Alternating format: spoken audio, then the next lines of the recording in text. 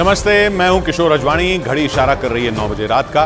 वक्त 100 बात की एक बात का। 100 बात की एक बात में आज अमेरिका के खिलाफ मोर्चा मजबूत करने में जुटे रूस की एंटी शिप मिसाइलें हिजबुल्लाह के हाथों में पहुंचने की खबर आई। इजरायल की फौज ने गाजा के शिफा अस्पताल के नीचे बने हमास के कमांड सेंटर को घेरने का दावा कर दिया, जिस पर किसी भी वक्त बड़ा हमला हो सकता है।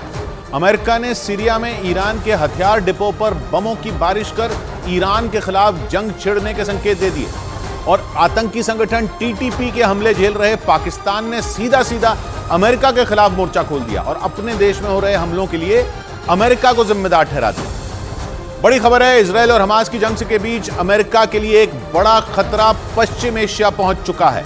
खबर है कि रूस ने हिजबुल्लाह का सहारा लेकर अपनी बेहद खतरनाक एंटी शिप मिसाइलों को लेबनान पहुंचा दिया। यानी हिजबुल्लाह का साथ लेकर रूस ने अमेरिका को घेरने की पूरी तैयारी कर ली और न्यूज एजेंसी रॉयटर्स के मुताबिक उसने हिजबुल्लाह को घातक एंटी शिप मिसाइलें दे दी। इन मिसाइलों के जरिए बड़े से बड़े जहाज को भी पल भर में ही तबाह किया जा सकता है और अमेरिका ने दोस्त इजरायल की मदद के लिए भूमध्य सागर में अपने युद्धपोत तैनात कर रखे हैं। लेकिन अब जब दावा किया जा रहा है कि हिजबुल्लाह के हाथ रूस की एंटी शिप मिसाइलें लग गई हैं, तो ये अमेरिका के लिए बहुत बड़े खतरे की घंटी है, क्योंकि अमेरिका ने इजरायल की मदद के लिए अपने खतरनाक जंगी जहाजों को भूमध्य सागर में तैनात कर रखा है। लेकिन अब दावा किया जा रहा है कि हिजबुल्लाह के हाथ रूस की एंटी शिप मिसाइलें लग गई हैं, तो यह अमेरिका के लिए काल साबित हो सकता है, क्योंकि अगर हिजबुल्लाह ने इन मिसाइलों का इस्तेमाल अमेरिका के जंगी जहाजों पर कर दिया तो ऐसी तबाही आ सकती है जिसके बारे में अमेरिका ने सपने में भी नहीं सोचा होगा। यानी रूस ने अपने कट्टर दुश्मन अमेरिका को बुरी तरह फंसाने का चक्रव्यूह रच दिया। अमेरिका के लिए पहले ही ईरान बहुत बड़ी मुसीबत है, जो चरमपंथी संगठनों के जरिए अमेरिका की कमर तोड़ने का कोई मौका नहीं छोड़ रहा। लेकिन अब रूस भी अमेरिका को घेरकर मारने की कोशिश में जुटा है और न्यूज एजेंसी रॉयटर्स के मुताबिक रूस की खतरनाक एंटी शिप मिसाइलें हिजबुल्लाह को दी गई हैं। इसीलिए अमेरिका की सांस अटक गई, क्योंकि इजरायल की सुरक्षा के लिए अमेरिका ने भूमध्य सागर में अपने जंगी जहाज तैनात कर रखे हैं। ऐसे में अगर हिजबुल्लाह ने उसके जंगी जहाजों को निशाने पर लिया तो अमेरिका को भारी नुकसान उठाना पड़ सकता है। लेकिन खतरा सिर्फ अमेरिका के जंगी जहाजों तक सीमित नहीं है। अमेरिका ने अपने सबसे खतरनाक जंगी जहाज CVN-78 को भी इजरायल की मदद के लिए भूमध्य सागर में तैनात कर रखा है, जिस पर उसके 5000 से भी ज्यादा सैनिक मौजूद हैं। फिलिस्तीन के कट्टरपंथी संगठन हमास के खिलाफ लड़ाई के लिए अमेरिका ने अपने सबसे खतरनाक जंगी जहाज CVN-78 को बिना देरी किए इजरायल भेज दिया था। लेकिन उसे क्या पता था कि हमास जंग के बीच ही रूस उसके लिए सबसे बड़ी मुसीबत खड़ी कर देगा। हिजबुल्लाह के पास रूस की एंटी शिप मिसाइलों के होने का मतलब है कि वो अमेरिका के सैनिकों को अपने निशाने पर ले सकता है, क्योंकि लेबनान की सीमा भूमध्य सागर से लगती है और हिजबुल्लाह लेबनान का ही चरमपंथी संगठन है। यानी लेबनान की समुद्री सीमा से वो जो चाहे वो कर सकता है।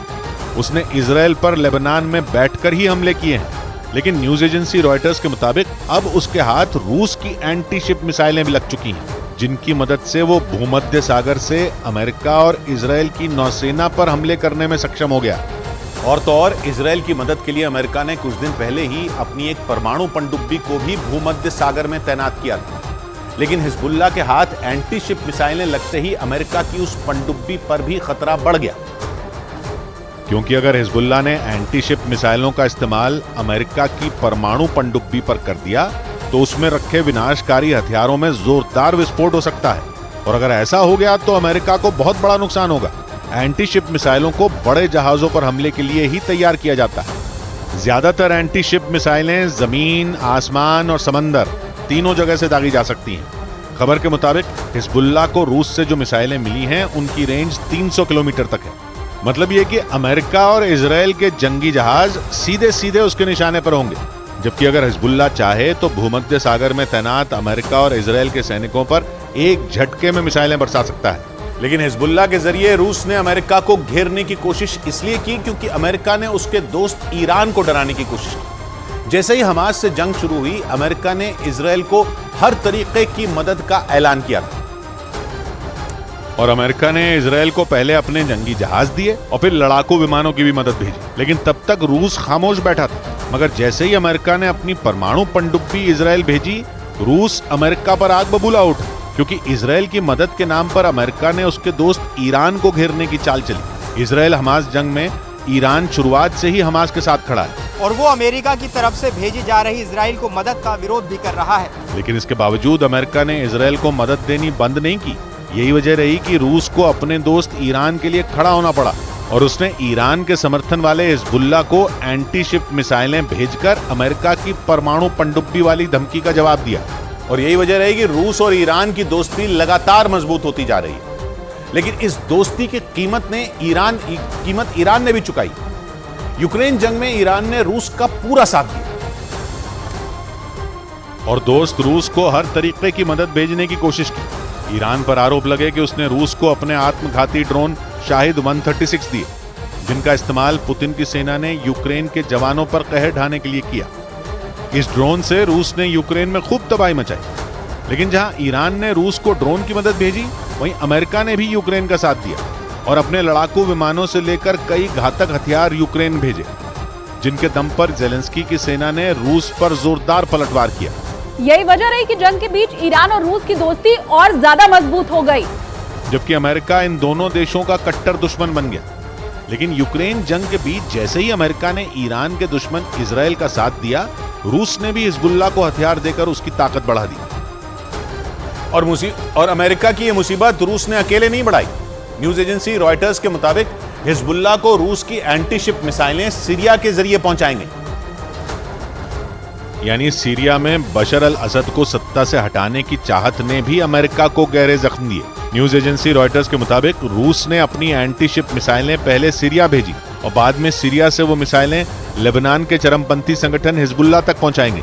सीरिया में बशर अल असद को सत्ता से हटाने के लिए सालों से विद्रोही गुट लड़ रहे हैं, जिन्हें अमेरिका और उसके कई साथियों का समर्थन हासिल है। लेकिन इस लड़ाई में रूस बशर अल असद की सरकार के साथ खड़ा है और रूस ने वहां अपने सैनिक तक तैनात कर रखे हैं। इसी का फायदा रूस को मिला। खबर के मुताबिक रूस ने सीरिया के साथ अच्छे रिश्तों का फायदा उठाकर एंटी शिप मिसाइलें हिजबुल्लाह तक भेज दी, ताकि किसी भी सूरत में इजराइल की मदद करने वाले अमेरिका को गंभीर से गंभीर चोट पहुंचाई जा सके। और जैसे ही हिजबुल्लाह की ताकत बढ़ी, उसने तुरंत अमेरिका और इजराइल को सीधी धमकी दे डाली। हिजबुल्लाह ने साफ कह दिया कि पानी सिर के ऊपर से गुजर चुका है और अगर गाजा में हमले नहीं रुके तो अब अंजाम बहुत ही बुरे होंगे।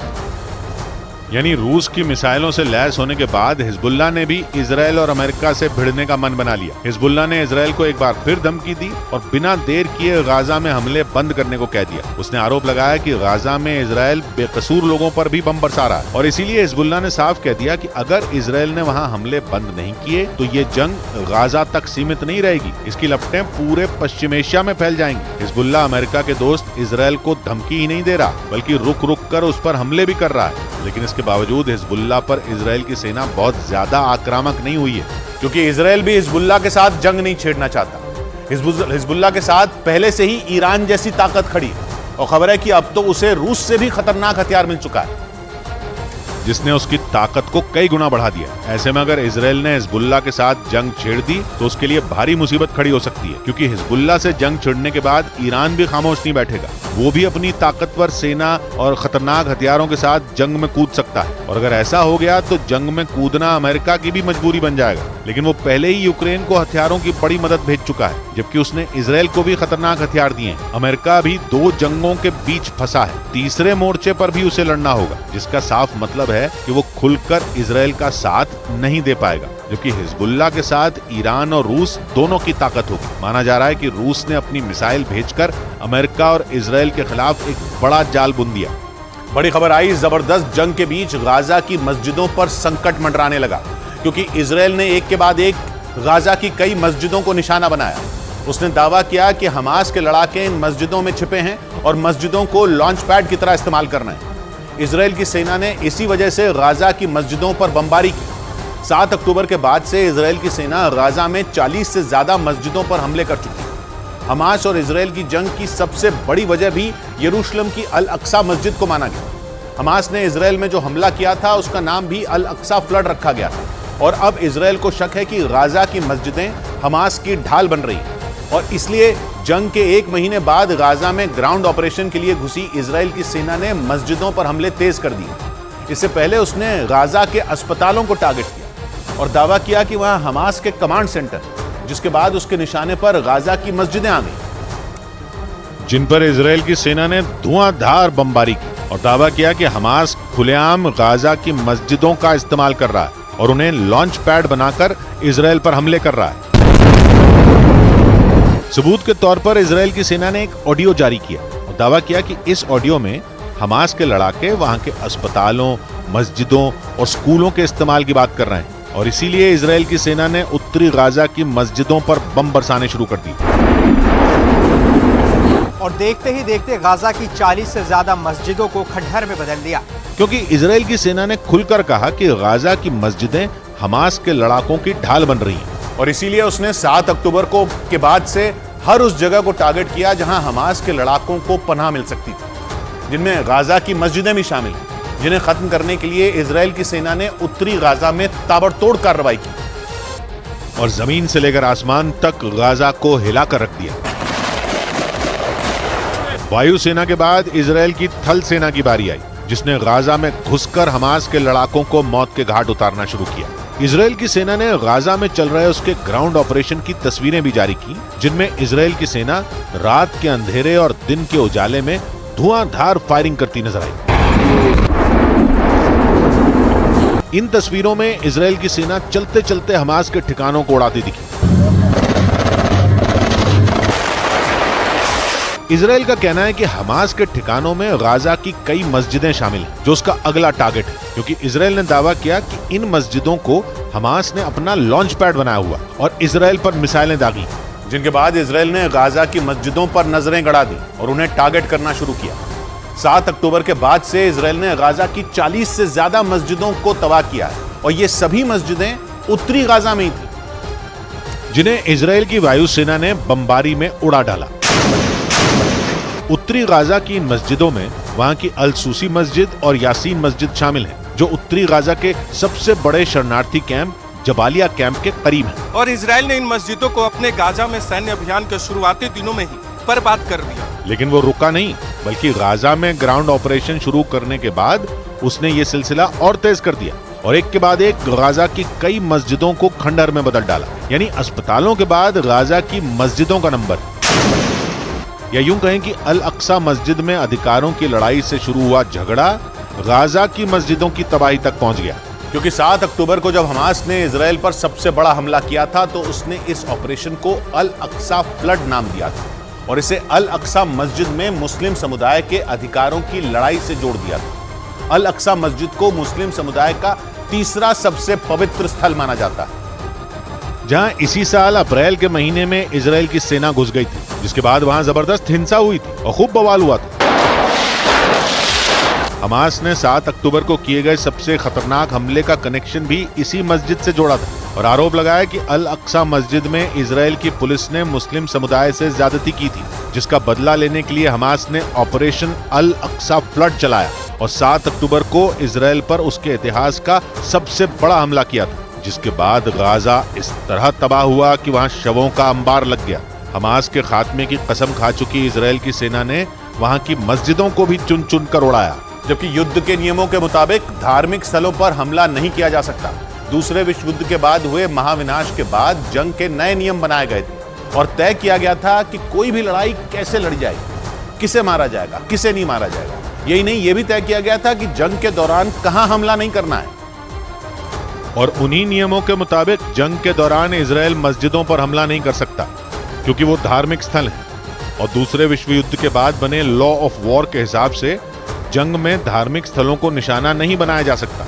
1949 में जंग के लिए 161 नियम बने थे, जिन पर 196 देशों ने हामी भरी थी। और जो देश इन नियमों को नहीं मानता उन पर वॉर क्राइम के तहत मुकदमा चलता है।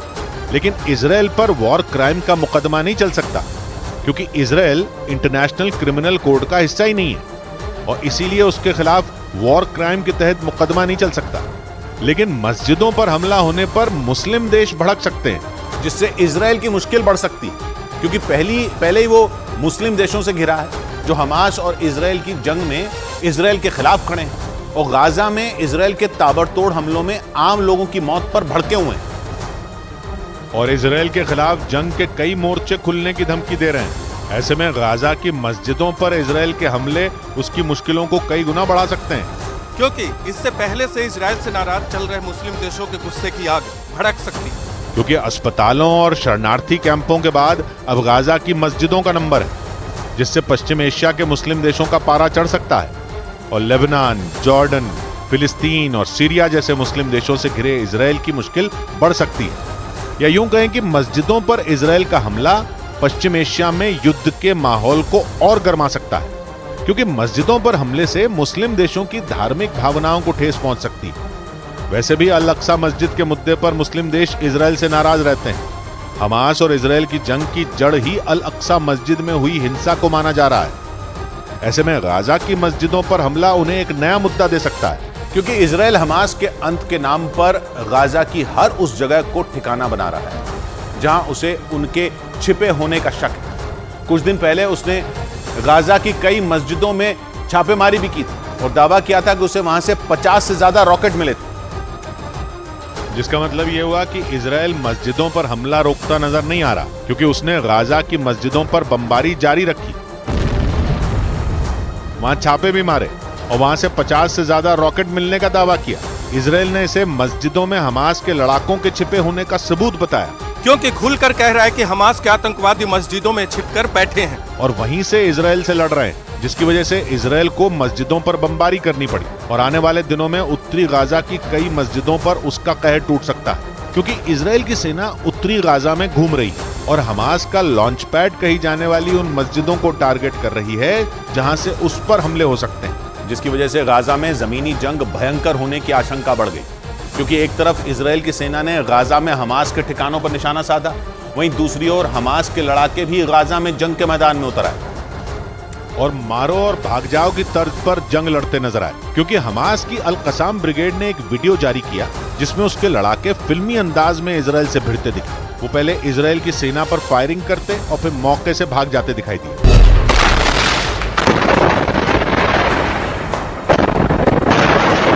मतलब हमास की अल कसाम ब्रिगेड गुरिल्ला वॉर लड़ रही और गाजा में घुसी इजराइल की सेना पर छिपकर वार कर रही है। यानी गाजा में इजराइल की सेना को कड़ी टक्कर मिल रही है, क्योंकि हमास के लड़ाके भी मैदान में उतर आए। वो अलग बात है कि वो छिपकर हमला कर रहे हैं, लेकिन इससे इजराइल की सेना की चुनौती बढ़ सकती है, क्योंकि हमास की अल कसाम ब्रिगेड खुलकर जंग में उतर आई। भले ही उसके लड़ाके गुरिल्ला वॉर लड़ रहे हैं, लेकिन उन्होंने दुनिया को इसका सबूत दिखाया और वीडियो जारी किया। और हमास की अल कसाम ब्रिगेड का काम ही इजराइल की सेना से लोहा लेना है और इजराइल की सेना के गाजा में घुसते ही उसने अपना काम शुरू कर दिया और इजराइल की सेना से भिड़ गई।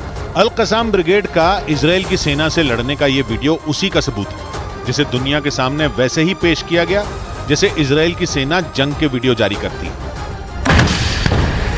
मतलब हमास ने दुनिया को बता दिया कि वो इजराइल की सेना से टक्कर लेने के लिए तैयार है और उसके लड़ाके गाजा में घुसे इजराइल के सैनिकों से दो दो हाथ कर रहे हैं। यानी गाजा की मस्जिदों को टारगेट कर रहे इजराइल के सैनिकों का सामना हमास की अल कसाम ब्रिगेड से हुआ, जिससे गाजा में जमीनी जंग भयंकर होती दिखी। क्योंकि अल कसाम ब्रिगेड में करीब 25,000 लड़ाके बताए जाते हैं और कहा जाता है कि अल कसाम ब्रिगेड के पास खतरनाक हथियारों के अलावा मिसाइलें भी हैं, जिनके दम पर उसके लड़ाके इजराइल की लंबी चौड़ी सेना से भिड़ गए और इजराइल की 100 से ज्यादा बख्तरबंद गाड़ियों को नुकसान पहुंचाने का दावा किया। जिसका मतलब यह हुआ कि इजराइल की सेना और गाजा की मस्जिदों के बीच हमास की अल कसाम ब्रिगेड दीवार बनकर खड़ी हो गई। लेकिन इजराइल ने डंके की चोट पर ऐलान किया कि उसकी सेना हर उस जगह घुसेगी जहां हमास के लड़ाकों ने पनाह ली, फिर चाहे वो मस्जिद हो या अस्पताल।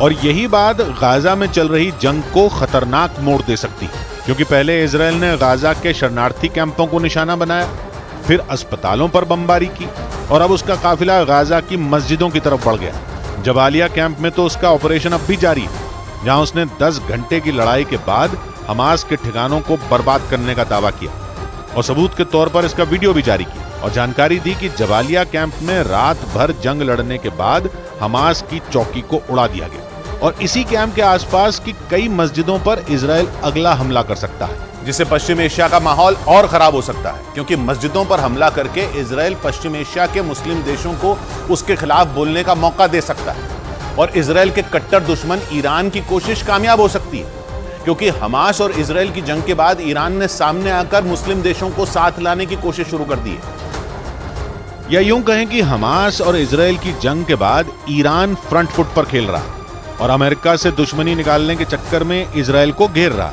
ऐसे में अगर इजराइल ने गाजा में मस्जिदों पर हमले जारी रखे तो ईरान के हाथ ऐसा मौका लग जाएगा जिससे वो इजराइल को चारों तरफ से घेर सकता है, क्योंकि बात मुस्लिम समुदाय के धार्मिक स्थल की है और मस्जिदों पर हमला करके इजराइल मुस्लिम देशों के हाथ में सामने से वो मौका दे सकता है। यानी मुस्लिम देश गाजा में मस्जिदों के मुद्दे पर इजराइल को घेर सकते हैं, जिसका सीधा फायदा ईरान को मिल सकता है, क्योंकि ईरान ही है जिसने शिया सुन्नी का भेद भुलाकर इजराइल के खिलाफ मुस्लिम देशों को एक साथ लाकर खड़ा कर दिया, जिसके बाद मस्जिदों पर इजराइल के ताबड़तोड़ हमले के बाद मुस्लिम देश उसे फंसाने के लिए चक्रव्यूह बना सकते हैं, क्योंकि हमास और इजराइल की जंग की जड़ ही मुस्लिम समुदाय की आस्था का केंद्र अल अक्सा मस्जिद है।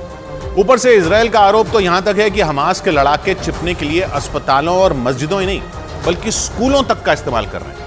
इजराइल की फौज ने बच्चों के स्कूलों में हमास की ड्रोन फैक्ट्री तबाह करने का दावा कर दिया और ये तक कह दिया कि हमास ने छोटे बच्चों के स्कूलों में हथियारों के गोदाम बना रखे हैं। उत्तरी गाजा में हुए ऑपरेशन की कुछ चौंकाने वाली जानकारियां इजराइल की फौज ने सोशल मीडिया पर डाली। इजराइल की फौज ने दावा किया कि स्कूल में बने छोटे बच्चों के बिस्तर के पास भी हथियारों का ढेर बरामद किया गया, रॉकेटों के पुर्जे तक बरामद किए गए। वहां से बरामद हुए सामान को देखकर माना जा रहा है कि स्कूल में रॉकेटों के पुर्जे लाए जाते थे और स्कूल में ही उन पुर्जों को जोड़कर रॉकेट बनाए जाते थे। यही नहीं, स्कूल के प्लेग्राउंड में खुलने वाली एक सुरंग भी इजराइल के सैनिकों ने ढूंढी, जिसे बाद में तबाह कर दिया गया।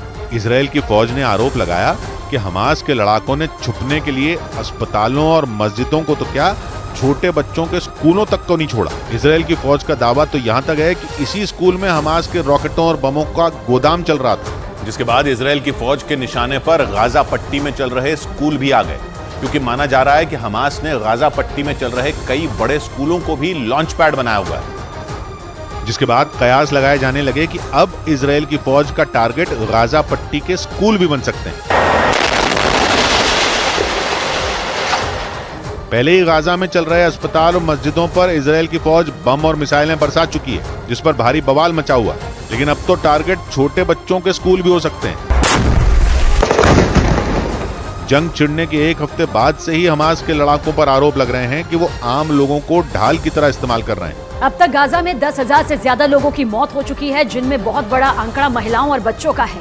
लेकिन इजराइल की फौज का आरोप है कि आम लोगों को ढाल बनाकर जंग लड़ने वाला हमास ही बेकसूरों की मौत का जिम्मेदार है। बड़ी खबर आई, इजराइल की सेना ने हमास के एक और बड़े कमांडर इब्राहिम अबू माजिब को मार गिराने का दावा कर दिया। बताया गया कि इब्राहिम अबू माजिब हमास की एंटी टैंक मिसाइल यूनिट का प्रमुख था, जिसके ठिकाने पर ताबड़तोड़ बमबारी की गई। आरोप है कि इब्राहिम अबू माजिब इजराइल पर हुए भीषण हमलों की प्लानिंग में शामिल था, जिसके इशारे पर हमास के लड़ाकों ने इजराइल के टैंकों पर एंटी टैंक मिसाइलें दागी और तबाह कर दिया। जंग की शुरुआत से ही इजराइल की सेना और उसकी खुफिया एजेंसी मुसाद उसकी तलाश में जुटी थी और इजराइल के इस हमले ने हमास के टॉप कमांडर यहिया सिनवार के एक और मजबूत किले को ढा दिया। दावा है कि इजराइल की सेना ने हमास की एंटी टैंक मिसाइल यूनिट के प्रमुख इब्राहिम अबू माजिब के ठिकाने पर एयर स्ट्राइक की और उसे मौत के घाट उतार दिया। माना जा रहा है कि वो हमास के टॉप कमांडर यहिया सिनवार का दाहिना हाथ था, जिसके खात्मे से जंग में हमास की उल्टी गिनती शुरू हो गई, जबकि इजराइल की सेना ने हमास को मिट्टी में मिलाने के लिए अपना दाव चल दिया। क्योंकि इजराइल के मुताबिक इब्राहिम अबू माजिब ही वो खूंखार कमांडर था जिसके साथ मिलकर यहिया सिनवार ने 7 अक्टूबर को इजराइल की जमीन पर लोगों का खून बहाने की पूरी कहानी लिखी थी और भीषण हमलों को अंजाम देने में भी वो बराबर का भागीदार था। आरोप है कि इब्राहिम अबू माजिब बंकरों में छिपकर ही इजराइल के अलग अलग शहरों में तबाही मचाने की प्लानिंग कर रहा था। लेकिन इजराइल में लोगों के नरसंहार के बाद से ही वहां की सेना और सुरक्षा एजेंसी शिन बेट हाथ धोकर उसके पीछे पड़ी, जिससे इब्राहिम अबू माजिब ज्यादा दिनों तक खुद को महफूज नहीं रख पाया और उसके ठिकाने का पता चलते ही इजराइल की सेना उस पर काल बनकर टूट पड़ी, जिसने हमास के टॉप कमांडर इब्राहिम अबू माजिब के ठिकाने पर बमों की बरसात कर दी और उसे मार गिराने का बड़ा दावा कर दिया, जो जंग में हमास के लिए तगड़ा झटका माना जा रहा है। क्योंकि इब्राहिम अबू माजिब हमास की एंटी टैंक मिसाइल यूनिट का प्रमुख था, जो जंग की शुरुआत से ही इजराइल की सेना के लिए गले की फांस बना हुआ था। दावा है कि इब्राहिम अबू माजिब के दम पर ही हमास अपनी घातक एंटी टैंक मिसाइलों का इस्तेमाल कर रहा था और हमलों के दौरान पलक झपकते ही इजराइल के टैंकों पर मिसाइलें दागकर उन्हें तबाह कर रहा था। दावा है कि इब्राहिम अबू माजिब हमास की एंटी टैंक मिसाइल यूनिट में लड़ाकों की भर्ती करता था और उन लड़ाकों को एंटी टैंक मिसाइलों का इस्तेमाल करने की कड़ी ट्रेनिंग भी देता था, जिसने हमास के याह्या सिनवर जैसे टॉप कमांडरों के साथ मिलकर इजराइल में मौत का खूनी खेल खेलने की प्लानिंग की। इतना ही नहीं, बताया गया कि अपनी खतरनाक एंटी टैंक मिसाइलों की वजह से ही हमास ने युद्ध के मोर्चे पर कई बार इजराइल की फौज को चुनौती दी। लेकिन दावा है कि हमास की एंटी टैंक मिसाइल यूनिट के प्रमुख इब्राहिम अबू माजिब की मौत की वजह से उसका टॉप कमांडर याह्या सिनवार जंग में अकेला पड़ गया, क्योंकि एक एक कर इजराइल की सेना उसके करीबियों को मौत के घाट उतार रही है और जंग में हमास को घुटने टेकने पर मजबूर कर रही है। ऐसा इसलिए क्योंकि वो इब्राहिम अबू माजिब जैसे कमांडरों को ढाल बनाकर ही इजराइल की सेना को कड़ी टक्कर देने में जुटा था। लेकिन इजराइल की फौज ने हमास के खिलाफ चाल चलकर याह्या सिनवार को उसके ही बिछाए जाल में फंसा कर रख दिया। बताया गया कि वो इजरायली सैनिकों से छिपने के लिए बंकरों का सहारा लेकर टारगेट पर हमलों के लिए इब्राहिम अबू माजिब को कमांड दे रहा था, लेकिन उसकी ये तरकीब इजराइल की सेना के सामने ज्यादा दिनों तक नहीं चल पाई और जंग शुरू होने के 1 महीने बाद ही इजराइल को फिर से दहला देने का उसका प्लान धरा का धरा रह गया, क्योंकि इजराइल की सेना ने हमास के टॉप कमांडर याह्या सिनवार के करीब पहुंचने का दावा कर दिया। मतलब इजराइल की सेना किसी भी वक्त गाजा के बंकर में घुसकर उसके खिलाफ बड़ी कार्रवाई को अंजाम दे सकती है। इसलिए माना जा रहा है कि बंकर में छिपे हमास के टॉप कमांडर याह्या सिनवार पर मौत के बादल मंडरा रहे हैं, क्योंकि इजराइल ने उसे धर दबोचने के लिए अपनी पूरी ताकत झोंक दी। दावा है कि इजराइल की सेना उसके ठिकाने से कुछ ही कदम दूर है और उसने सिनवार के खिलाफ जाल बिछा दिया है। एक रोज पहले ही इजराइल के रक्षा मंत्री ने दावा किया था कि उनकी सेना गाजा शहर में काफी अंदर तक पहुंच चुकी है और वो कभी भी वहां शिफा अस्पताल में धावा बोल सकती है, क्योंकि दावा है कि याह्या सिनवार शिफा अस्पताल के नीचे बने बंकरों में छिपा है। लेकिन वहां सिर्फ सिनवार ही नहीं बल्कि हमास के दूसरे टॉप कमांडर और उसके लड़ाके भी अपनी जान बचाने के लिए बंकर में छिपे हैं और उन्हें इजराइल की सेना हमेशा के लिए मिटा देना चाहती है। इसलिए इजराइल चुन चुनकर हमास के कमांडरों और उसके लड़ाकों को ढेर करने में जुटा है। इजराइल ने दावा किया कि जंग की शुरुआत से वो हमास के 61 कमांडरों को मार चुका है, जो जंग में इजराइल की सेना के लिए काल बने हुए थे, लेकिन उनका सफाया कर इजराइल ने हमास के लिए मुश्किलें खड़ी कर दी। इसलिए यह माना जा रहा है कि जंग में खुद को टिकाए रखने के लिए हमास काफी जद्दोजहद कर रहा है, क्योंकि इजराइल की सेना और खुफिया एजेंसी मोसाद ने मिलकर एक लिस्ट तैयार की है जिसमें हमास के टॉप कमांडर और उसके नेताओं के नाम हैं, जिन्होंने इजराइल पर 7 अक्टूबर को हुए ताबड़तोड़ हमले की प्लानिंग की थी। इसलिए इजराइल के सैनिक एक एक कर हमास के कमांडरों के ठिकाने पर हवाई हमले कर उनसे बदला ले रहे हैं। ऐसे में गाजा की सुरंगों में छिपे कमांडर भी इजराइल के घातक वार से कांप रहे हैं, क्योंकि कभी भी इजराइल की सेना उन पर हमले कर सकती है। बड़ी खबर आई उत्तरी गाजा से। इजराइल ने उत्तरी गाजा में हमास का कंट्रोल रूम खत्म होने का दावा कर दिया।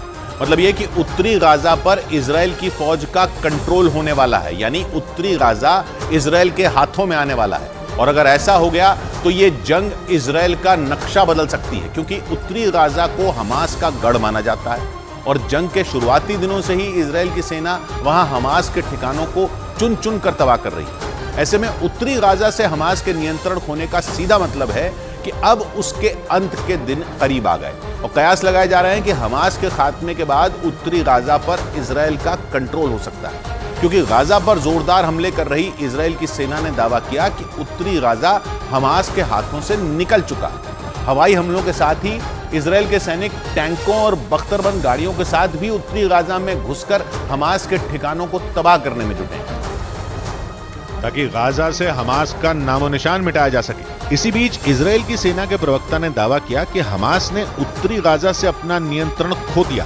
और अब वहां उसके लड़ाकों के पास बस बचे कुछ दिन ही बाकी हैं। הם עוזבים כי הם מבינים שחמאס איבד שליטה. इजराइल की सेना ने उत्तरी गाजा से हमास का सफाया करने के लिए अपनी पूरी ताकत झोंक रखी है, जिसमें वहां हमास को भारी नुकसान पहुंचाने का दावा किया गया। यही नहीं, इजराइल की सेना ने दावा किया कि उसके हवाई हमलों और ग्राउंड ऑपरेशन के दौरान उत्तरी गाजा में हमास के ज्यादातर ठिकाने तबाह हो गए। तो कुछ ही दिनों में हमास का वहां से सफाया हो जाएगा।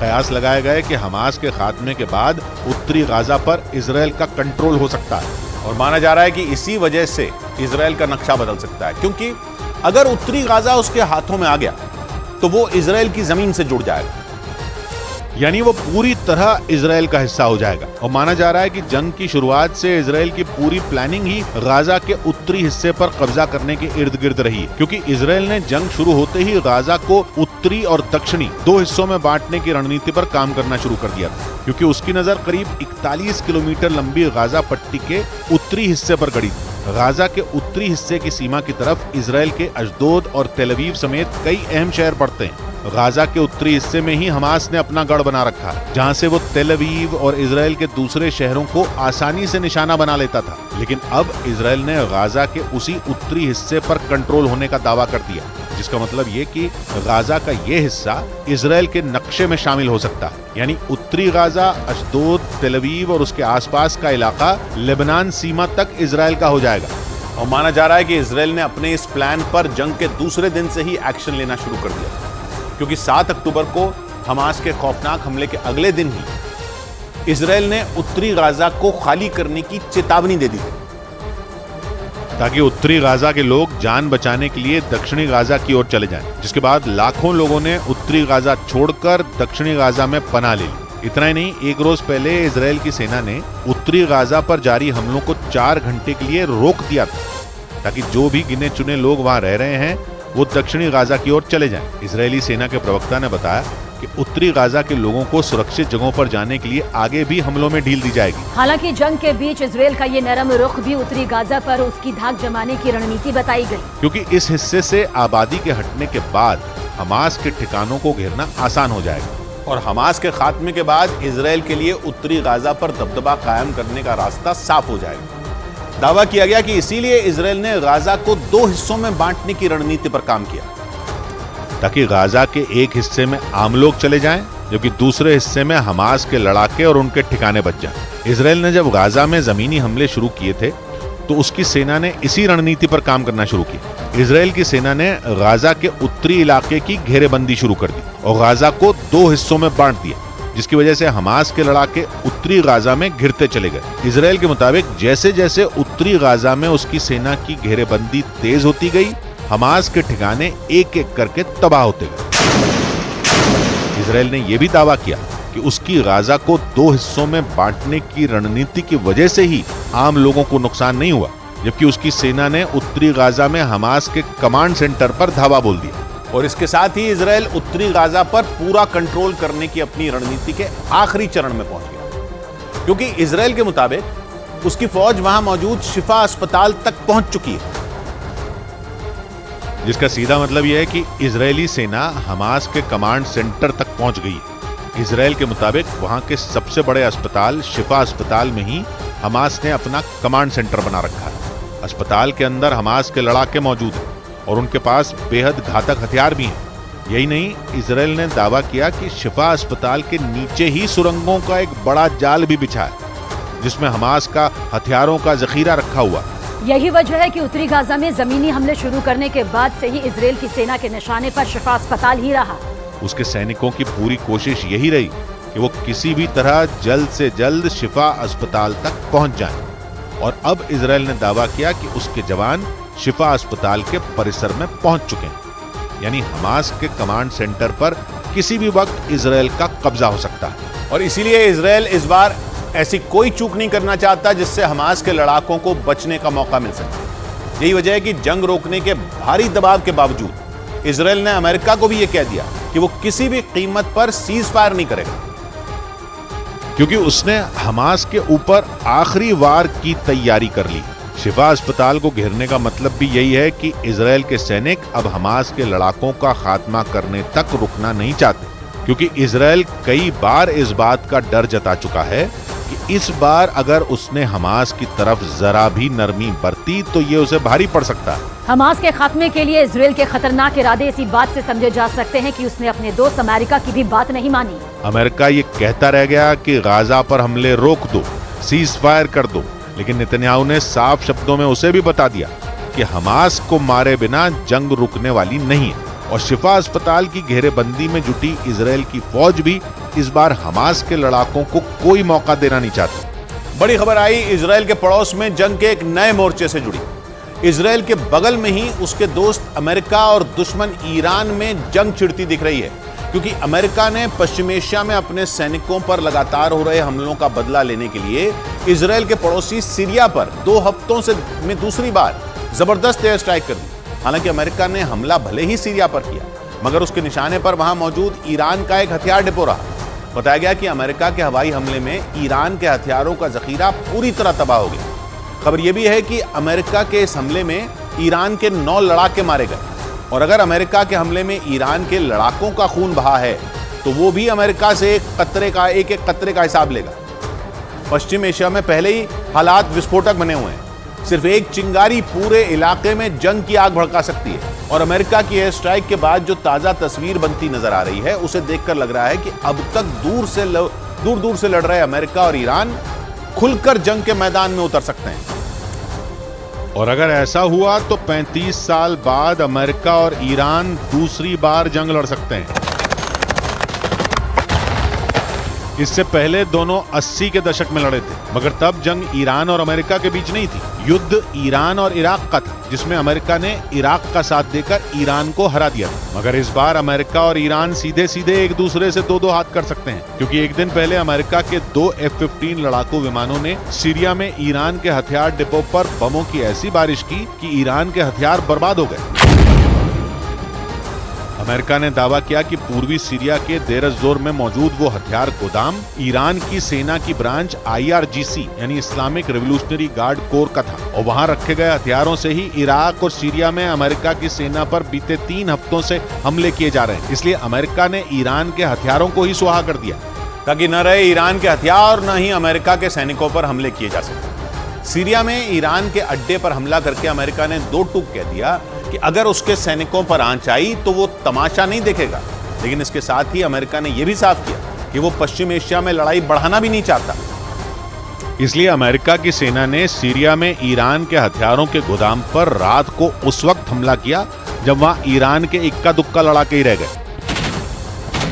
लेकिन ईरान को रोकने के लिए अमेरिका का यह पहला एक्शन नहीं है। अमेरिका ने 26 अक्टूबर को भी सीरिया में ईरान के 2 ठिकानों पर हमले किए थे, क्योंकि 7 अक्टूबर को इजराइल और हमास की जंग छिड़ने के 10 दिन बाद ही इराक और सीरिया में अमेरिका की सेना पर हमले शुरू हो गए थे। इराक और सीरिया में अमेरिका के सैनिक ISIS के आतंकियों से लड़ रहे हैं, जिन पर 17 अक्टूबर से अब तक कम से कम 41 बार हमले हो चुके हैं। बताया गया कि उन हमलों में अमेरिका के 46 सैनिक घायल हुए हैं, जिनमें कुछ को तो सिर पर गंभीर चोट तक आई है, और इराक और सीरिया में ईरान के समर्थन वाले लड़ाके एक्टिव हैं।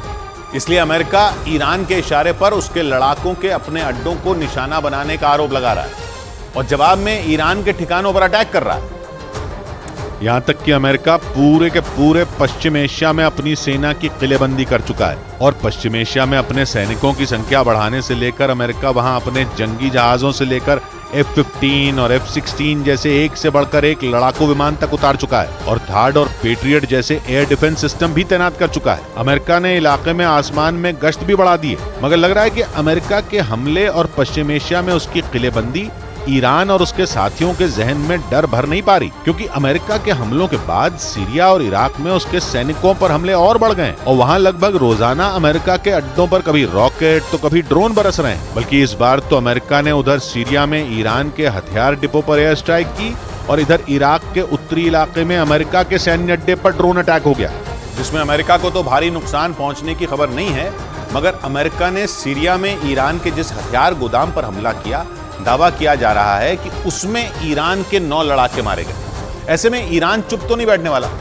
वो अपने लड़ाकों की मौत का बदला लेने के लिए कुछ बड़ा करने की प्लानिंग में नजर आ रहा है। क्योंकि खबर है कि अमेरिका ने रात को सीरिया में ईरान की सेना की ब्रांच IRGC के हथियार डिपो पर हमला किया, और कुछ घंटे बाद सुबह ही ईरान का इल्यूशन IL-76 जहाज सीरिया में लैंड कर गया। समझने वाली बात यह है कि जिस एयरलाइन का यह जहाज है वो ईरान की सेना की ब्रांच IRGC से ही जुड़ी हुई है। इल्यूशन 76 एक मालवाहक जहाज है, और सीरिया में ईरान के कई विमान उतरते हैं। कहा जाता है कि ईरान अपने आधुनिक हथियारों को विमानों के जरिए सीरिया पहुंचाता है। जहां से वो हिजबुल्ला और ईरान के समर्थन वाले दूसरे लड़ाकों तक पहुंचाए जाते हैं। और शक जताया गया कि इस बार भी ईरान का जो IL-76 जहाज सीरिया पहुंचा वो भी हथियारों से भरा था। यानी अमेरिका ने ईरान के हथियारों में आग लगाई तो ईरान ने उनकी भरपाई करने के लिए हथियारों से भरा पूरा का पूरा विमान सीरिया भिजवा दिया। लेकिन अगर ईरान ने सीरिया में हथियारों से भरा अपना विमान भिजवाया तो उसके दुश्मन और अमेरिका के दोस्त इजराइल ने भी सीरिया पर एयर स्ट्राइक कर दी, जिसमें ईरान के समर्थन वाले 3 लड़ाकों के मारे जाने का दावा किया गया। सीरिया के सरकारी मीडिया ने दावा किया कि इजराइल ने रात को दक्षिणी सीरिया में सैन्य ठिकानों पर हवाई हमले किए। वहीं सीरिया की जंग पर नजर रखने वाले एक संगठन ने दावा किया कि इजराइल ने सीरिया की राजधानी दमिश्क के पास मौजूद हिजबुल्ला के ठिकानों पर अटैक किया। सीरिया में ईरान का साथी हिजबुल्ला सक्रिय है और सीरिया इजराइल का पड़ोसी है, इसलिए इजराइल और उसका दोस्त अमेरिका दोनों सीरिया की सरकार के खिलाफ खड़े हैं। बड़ी खबर आई जंग के नए मोर्चे से जुड़ी। ईरान ने हूथी विद्रोहियों के जरिए अमेरिका के खिलाफ एक और मोर्चा खोल दिया है, क्योंकि हूथी विद्रोहियों ने अमेरिका के सबसे खतरनाक MQ-9 रीपर ड्रोन को गिराकर उसे बहुत बड़ी चुनौती दे दी है। माना जा रहा है कि ईरान के इशारे पर ही हूथी लड़ाकों ने इतना बड़ा कदम उठाया और इस हमले से हमास के बाद जंग में दूसरा मोर्चा भी खुल गया है। दावा किया जा रहा है कि हमास के साथ साथ अब इजराइल और अमेरिका को हूथी लड़ाकों का भी सामना करना पड़ सकता है और माना जा रहा है कि इसके पीछे ईरान का हाथ है, क्योंकि आरोप है कि ईरान ही हूथी लड़ाकों को भड़काता है और उन्हें हथियार और पैसे देता है। और ईरान के इशारे पर ही हूथी विद्रोहियों ने अमेरिकी ड्रोन को मार गिराने की हिम्मत दिखाई। आरोप है कि यमन के नजदीक अमेरिका का MQ-9 रीपर ड्रोन इजराइल के लिए जासूसी करने में जुटा था। जैसे ही इसकी जानकारी हूथी लड़ाकों को मिली, उन्होंने उसे पल भर में ढेर कर दिया। जानकारी के मुताबिक हूथी लड़ाकों ने इस ड्रोन को अंतर्राष्ट्रीय क्षेत्र में निशाना बनाया, लेकिन इस हमले को इजराइल और हमास की जंग में अमेरिका पर पलटवार के तौर पर देखा जा रहा है, क्योंकि अमेरिका जंग की शुरुआत से ही लगातार इजराइल की मदद कर रहा है। और अमेरिका न सिर्फ उसे घातक हथियार दे रहा है, बल्कि हमास पर दबाव बनाने के लिए वो भूमध्य सागर में अपने जंगी जहाजों की भी तैनाती कर चुका है। यानी इजराइल इतनी मजबूती के साथ अगर युद्ध लड़ रहा है तो उसके पीछे अमेरिका की भी ताकत है, और यही बात इजराइल के दुश्मनों को कांटे की तरह चुभ रही है। और वो इसका बदला इजराइल के साथ ही अमेरिका से भी लेना चाहते हैं। हालांकि ईरान और अमेरिका के बीच लंबे वक्त से तनातनी है, लेकिन इस दुश्मनी की आग तब और भड़क गई जब इजराइल की मदद करने के लिए अमेरिका खुलकर सामने आ गया, जिस पर इजराइल का सबसे बड़ा दुश्मन ईरान आग बबूला हो गया। और इसीलिए दावा किया जा रहा है कि उसने हमास के बाद हूथी विद्रोहियों को भी जंग में उतार दिया। माना जाता है कि गाजा पट्टी में हमास, लेबनान में चरमपंथी संगठन हिजबुल्ला और यमन में हूथी लड़ाके उसके ही इशारे पर काम करते हैं। और इन तीनों को ईरान हथियार और फंड मुहैया करवाता है, जिसका मतलब है कि इजराइल और अमेरिका को अब हमास के साथ साथ हूथी लड़ाकों का भी सामना करना पड़ सकता है। हालांकि हूथी लड़ाके पिछले कई दिनों से जंग में कूदने की धमकी दे रहे थे, लेकिन ये पहली बार है जब उन्होंने सीधे तौर पर अमेरिका के खिलाफ जंग छेड़ दी, क्योंकि उन्होंने जिस MQ-9 रीपर ड्रोन को मार गिराया उसे अमेरिका दुनिया का सबसे खतरनाक ड्रोन बताता है। और इसी ड्रोन से पिछले साल अमेरिका ने आतंकी संगठन अल-कायदा के सरगना अल-जवाहिरी को मार गिराने का दावा किया था। इस ड्रोन का इस्तेमाल अमेरिका की वायुसेना करती है, जिसमें आधुनिक सेंसर और ताकतवर कैमरे भी लगे हैं। अमेरिकी सेना के मुताबिक MQ-9 ड्रोन करीब 500 किलोमीटर प्रति घंटा की रफ्तार से उड़ सकता है और 2000 किलोमीटर से ज्यादा दूरी तक निगरानी कर सकता है। आसमान में ये ड्रोन करीब 50,000 फीट की ऊंचाई तक जाने में सक्षम है और ये इतना ताकतवर है कि अपने साथ 1800 किलो तक का वजन लेकर उड़ान भर सकता है। और इतना ही नहीं, तय वक्त में ये ड्रोन जमीन और समंदर दोनों ही जगहों पर मिलिट्री ऑपरेशन को अंजाम दे सकता है। इसीलिए अमेरिका इस ड्रोन का खूब इस्तेमाल करता है। पूरी दुनिया में जहां जहां उसने सैन्य अड्डे बना रखे हैं, वहां पर उसका ये ड्रोन जरूर दिखाई देता है। लेकिन दावा है कि अमेरिका को उस वक्त तगड़ा झटका लगा जब उसके इस घातक हथियार को हूथी लड़ाकों ने आसमान में उड़ा दिया। और खबर है कि अमेरिकी सेना इस हमले की जांच में जुट गई। हूथी विद्रोही इसलिए भी अमेरिका पर भड़के हुए हैं क्योंकि पिछले महीने अमेरिकी सेना ने इजराइल पर उनके हमले का प्लान फेल कर दिया था। और अमेरिका के रक्षा मंत्रालय पेंटागन के मुताबिक हूथी विद्रोहियों की तरफ से दागी गई उन मिसाइलों को अमेरिकी वॉरशिप ने हवा में ही ढेर कर दिया था। पेंटागन के मुताबिक यमन से हूथी विद्रोहियों ने 3 मिसाइलें और कई ड्रोन लॉन्च किए थे जो यमन से उत्तर दिशा की तरफ बढ़ रहे थे, जिससे यह आशंका जताई गई कि ईरान के इशारे पर हूथी विद्रोही इजराइल पर हमला करने की फिराक में थे। लेकिन उनका हमले का प्लान तब फेल हो गया था जब लाल सागर में तैनात अमेरिकी युद्धपोत ने उनकी मिसाइलों और ड्रोन को मार गिराया। उस वक्त ये दावा किया गया था कि अगर हूथी विद्रोहियों की तरफ से दागी गई मिसाइलें इजराइल तक पहुंच जाती तो वहां भयानक तबाही मच सकती थी। हालांकि इजराइल के सबसे बड़े मददगार अमेरिका ने हूथी विद्रोहियों के इस हमले को नाकाम कर ईरान को बड़ा झटका दे दिया था, जिसके बाद न सिर्फ हूथी लड़ाके बल्कि उनके साथ खड़ा ईरान भी अमेरिका से बदला लेना चाहता है। हालांकि इस युद्ध की शुरुआत के बाद अरब देशों ने एकजुटता दिखाते हुए एक सुर में इजराइल का विरोध करना शुरू कर दिया, लेकिन हूथी विद्रोहियों की वजह से ही ईरान और सऊदी अरब के बीच कई साल तक दुश्मनी थी। हालांकि इसी साल चीन की मध्यस्थता के बाद ईरान और सऊदी अरब ने दोस्ती कर ली थी। लेकिन यमन में 2014 से सऊदी अरब के समर्थन वाली सुन्नी सरकार और शिया हूथी विद्रोहियों के बीच सत्ता की लड़ाई छिड़ी हुई। यमन के हूथी विद्रोही शिया मुसलमान हैं और इसीलिए उन्हें ईरान का समर्थन मिला हुआ है, क्योंकि ईरान में भी शिया समुदाय के लोगों की ही आबादी सबसे ज्यादा है। और इसीलिए कहा जाता है कि हूथी के लड़ाके ईरान के कहने पर कुछ भी करने को तैयार रहते हैं। और आरोप है कि गाजा पट्टी में हमास के लड़ाकों को भड़काने और जंग कराने के बाद अब ईरान ने हूथी विद्रोहियों के जरिए अमेरिका को भी ललकार दिया है, जिसका मतलब यह कि इजराइल और अमेरिका को आने वाले वक्त में दो मोर्चों पर जंग लड़नी पड़ सकती है। हालांकि ये लड़ाई सिर्फ 2 मोर्चों पर नहीं लड़ी जा रही, बल्कि अमेरिका को इजराइल के साथ मिलकर इसे 3 मोर्चों पर लड़ना पड़ रहा है, क्योंकि उन दोनों के लिए ईरान ने HHH नाम का एक जाल बुना है। इसमें पहले H का मतलब हमास, दूसरे H का मतलब हिजबुल्ला, तीसरे H का मतलब हूथी। और HHH में शामिल चरमपंथी संगठन हमास, हिजबुल्ला और हूथी के पीछे ईरान पूरी ताकत के साथ खड़ा है। हालांकि ईरान इजराइल के खिलाफ जंग में सीधे तौर पर नहीं उतरा है, लेकिन वो HHH के दम पर लगातार इजराइल को चुनौती देने में जुटा है। और दावा किया जाता है कि इन तीनों चरमपंथी संगठनों को पालने पोसने वाला कोई और नहीं बल्कि ईरान ही है, जो अपने घातक हथियारों से उन्हें बेहद ताकतवर बना चुका है। वो उन्हें इतना मजबूत कर चुका है कि वो किसी भी देश को चुनौती दे सकते हैं। यही नहीं, दावा है कि इजराइल पर हमला करने के बाद अमेरिकी ड्रोन को मार गिराकर उन्होंने ये साबित भी कर दिया। माना जाता है कि जिस तरह ईरान का मकसद इजराइल के वजूद को मिटा देना है, उसी तरह ये तीनों चरमपंथी संगठन भी इजराइल को दुनिया के नक्शे से मिटाने पर तुले हैं, जिसकी शुरुआत हमास ने 7 अक्टूबर को इजराइल पर हमले से कर दी। हमास और हूथी के अलावा हिजबुल्ला भी इजराइल के लिए बेहद खतरनाक माना जा रहा है।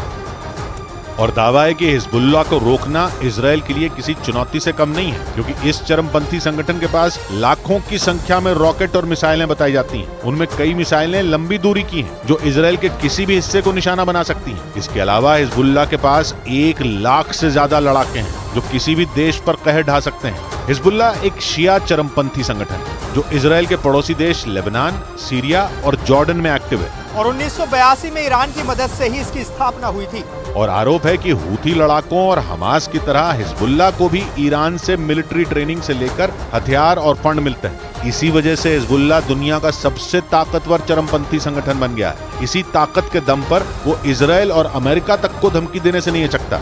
और इसीलिए यह माना जा रहा है कि ईरान के इसी HHH के चक्रव्यूह में अमेरिका फंस सकता है, क्योंकि ईरान किसी भी कीमत पर यह नहीं चाहता कि अमेरिका इजराइल की मदद करे, और ना ही पश्चिम एशिया में अमेरिका किसी भी तरह मौजूद रहे, क्योंकि अमेरिका ही वो ढाल है जिसके दम पर इजराइल चारों तरफ से घिरे मुस्लिम देशों से अकेले भिड़ जाता है। इजराइल उन देशों से कई जंग जीत भी चुका है।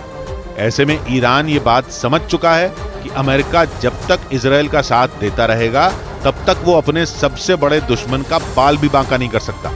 माना जा रहा है कि इसीलिए ईरान ने इस बार HHH का ऐसा चक्रव्यूह तैयार किया है जिसमें अमेरिका फंस सकता है। दावा है कि इन चरमपंथी संगठनों के जरिए ईरान अमेरिका को इतना मजबूर कर देगा कि वो पश्चिम एशिया से निकलने में ही अपनी भलाई समझेगा, क्योंकि एक तरफ जहां सीरिया में पिछले कई दिनों से अमेरिकी सैन्य अड्डे निशाना बनाए जा रहे हैं, तो दूसरी तरफ यमन से भी अमेरिकी ड्रोन पर हमला हो गया। अब माना जा रहा है कि अगर अमेरिका इन हमलों से तंग आकर पश्चिम एशिया से निकल जाता है, तो फिर ईरान के लिए इजराइल से भिड़ना आसान हो जाएगा। ब्रेकिंग न्यूज आ रही है। इजराइल हमास की जंग में सीज फायर से जुड़ी सूत्रों के हवाले से बड़ी खबर है कि इजराइल थोड़ी देर के लिए भी युद्ध रोकने के लिए तैयार नहीं है। सूत्रों का दावा है कि इजराइल तब तक हमले नहीं रोकेगा जब तक हमास कम से कम 30 बंधकों को रिहा नहीं कर देता। यानी 30 बंधकों की रिहाई के बाद ही इजराइल गाजा पट्टी में थोड़ी देर के लिए हमले रोकने पर विचार कर सकता है ताकि वहां के लोगों तक मदद पहुंचाई जा सके। इजराइल पहले ही साफ कर चुका है कि वो हमास के सफाए तक इस जंग को खत्म नहीं करेगा। नीरज हमारे साथ इजराइल से जुड़ रहे हैं। नीरज, यानी अब ये एक शर्त रख दी है इजराइल ने युद्ध विराम के लिए।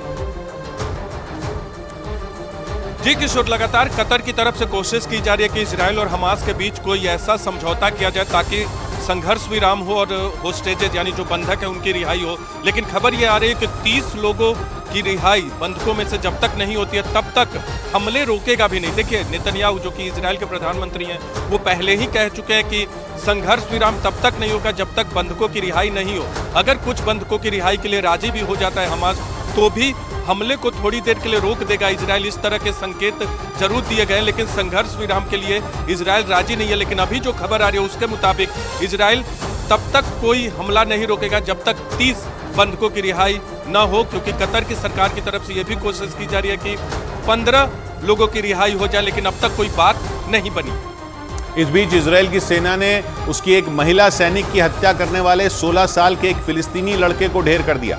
7 अक्टूबर को हमास के लड़ाकों ने जब इजराइल पर हमला किया था, उस वक्त इजराइल की उस सैनिक ने कई लोगों की जान बचाई थी, जिसके बाद आरोप लगा कि उस महिला सैनिक पर बीते सोमवार एक 16 साल के फिलिस्तीनी लड़के ने चाकू से ताबड़तोड़ हमले कर दिए थे, जिसमें वो बुरी तरह से घायल हो गई थी और इलाज के दौरान उन्होंने दम तोड़ दिया था। इस घटना के बाद गुस्से से आग बबूला हुई इजरायली सेना ने उस फिलिस्तीनी लड़के की तलाश में छापेमारी शुरू कर दी। इजराइल के मीडिया के मुताबिक यरूशलेम में इजराइल की सेना ने 28 लोगों को गिरफ्तार किया, जिनमें 11 लोगों के हमास संगठन से जुड़े होने का दावा किया गया और एक शरणार्थी शिविर में छापेमारी कर हमला करने वाले उस लड़के को मार गिराया।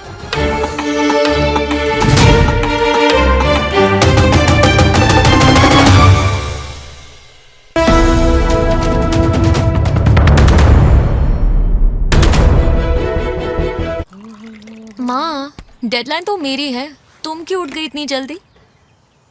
मैं नहीं कर पाऊंगी ये सब अपने बच्चों के लिए। पहले ना मैं भी यही कहती थी। प्यार से चाय बनाते, प्यार से रिश्ते निभाते। वाघ बकरी चाय हमेशा रिश्ते बनाए।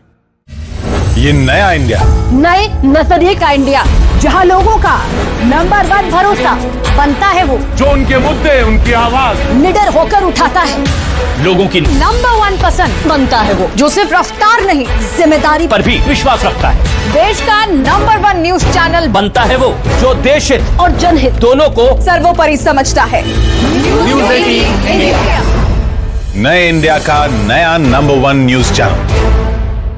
मैंने फैन से पूछा था कि कौन से वेलनेस ड्रिंक की रेसिपी जानना चाहेंगे, एंड दे चोज मसाला चाय। हमें इनकी कोई जरूरत नहीं है, मैं सारे इंग्रेडिएंट्स यहाँ हैं। 7 मसालों की गुडनेस जो बढ़ाए आपकी वेलनेस। परफेक्ट मसाला चाय कोई भी बना पाए। वाघ बकरी स्पाइस टी।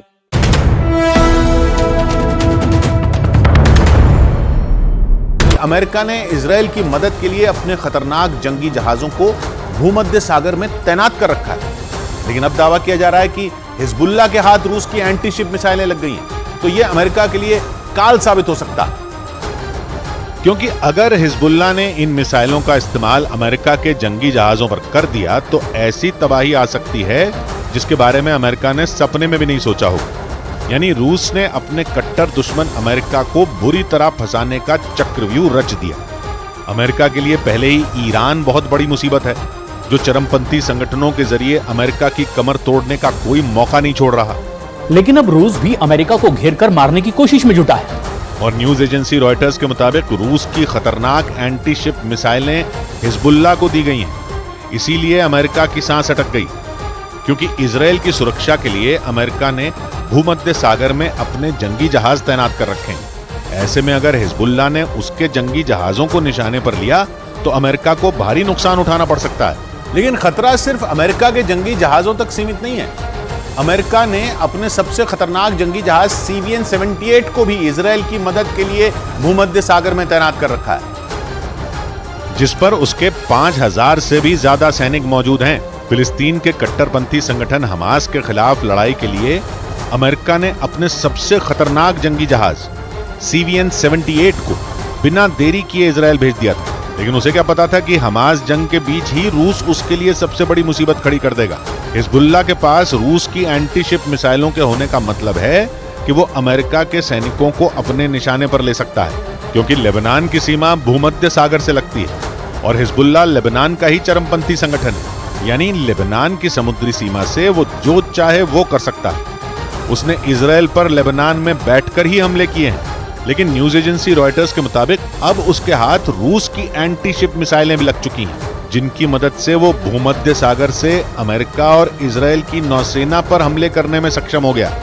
और तो और इजरायल की मदद के लिए अमेरिका ने कुछ दिन पहले ही अपनी एक परमाणु पनडुब्बी को भी भूमध्य सागर में तैनात किया था। लेकिन हिजबुल्लाह के हाथ एंटी शिप मिसाइलें लगते ही अमेरिका की उस पनडुब्बी पर भी खतरा बढ़ गया, क्योंकि अगर हिजबुल्लाह ने एंटी शिप मिसाइलों का इस्तेमाल अमेरिका की परमाणु पनडुब्बी पर कर दिया तो उसमें रखे विनाशकारी हथियारों में जोरदार विस्फोट हो सकता है, और अगर ऐसा हो गया तो अमेरिका को बहुत बड़ा नुकसान होगा। एंटी शिप मिसाइलों को बड़े जहाजों पर हमले के लिए ही तैयार किया जाता है। ज्यादातर एंटी शिप मिसाइलें जमीन, आसमान और समंदर तीनों जगह से दागी जा सकती हैं। खबर के मुताबिक हिजबुल्लाह को रूस से जो मिसाइलें मिली हैं उनकी रेंज 300 किलोमीटर तक है।